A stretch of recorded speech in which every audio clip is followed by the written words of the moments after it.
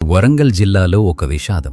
రక్షణ కల్పించాల్సిన ఒక మహిళా కానిస్టేబుల్ వేధింపుల వలకు బలైపోయింది.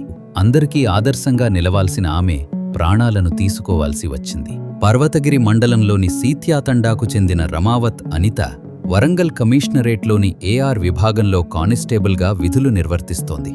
అనితతో విశాఖపట్నంలో పోస్టల్ డిపార్ట్మెంట్లో పనిచేస్తున్న మహబూబాబాద్ జిల్లా తుర్రూరు మండలంలోని కొమ్మనపల్లి తండాకు చెందిన గుగులోత్ రాజేందర్ పరిచయం పెంచుకున్నాడు. ఈ క్రమంలో రాజేందర్ అనితను ప్రేమ పేరుతో కొన్నేళ్లుగా వేధించడం మొదలుపెట్టాడు. ఆమె డ్యూటీలో ఉండగా వీడియో కాల్స్ చేయాలంటూ ఒత్తిడి చేసేవాడని, వేరే ఎవరితోనూ మాట్లాడొద్దని షరతులు పెట్టేవాడని సమాచారం.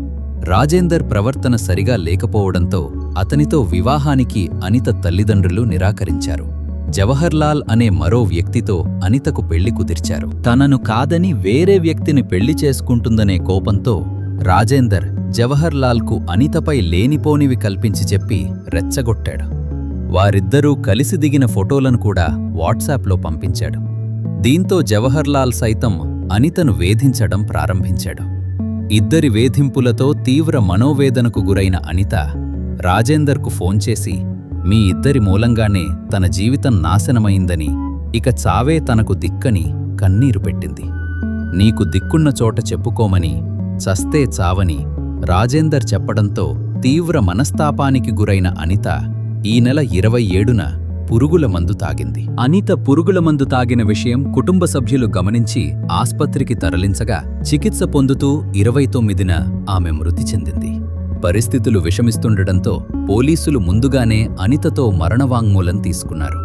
అనిత కుటుంబ సభ్యుల ఫిర్యాదు మేరకు హనుమకొండ పోలీసులు రాజేందర్, జవహర్లాల్తో పాటు రాజేందర్ కుటుంబ సభ్యులైన గుగులోత్ వెంకన్న, కమిలి, ప్రవీణ్, జ్యోతిలపై కేసు నమోదు చేశారు. ఇది కేవలం ఒక ఆత్మహత్య కథ కాదు.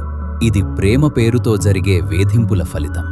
అనుమానం ప్రేమ కాదు, నియంత్రణ హక్కు కాదు, వేధించడం సంబంధం కాదు. అలవైకుంఠపురంలో త్రివిక్రమ్ శ్రీనివాస్ రాసినట్టు, ఒక స్త్రీ వద్దు అంటే మాత్రం దాని అర్థం అస్సలొద్దనే. ఒక అమ్మాయి కాదు అన్నప్పుడు ఆమె నిర్ణయాన్ని గౌరవించాల్సిందే. ఇలాంటి ఘటనలు మళ్లీ జరగకూడంటే మన ఆలోచనలు మారాలి, మన ప్రవర్తన మారాలి. ఒక అనిత మరణం మనందరికీ ఒక హెచ్చరిక.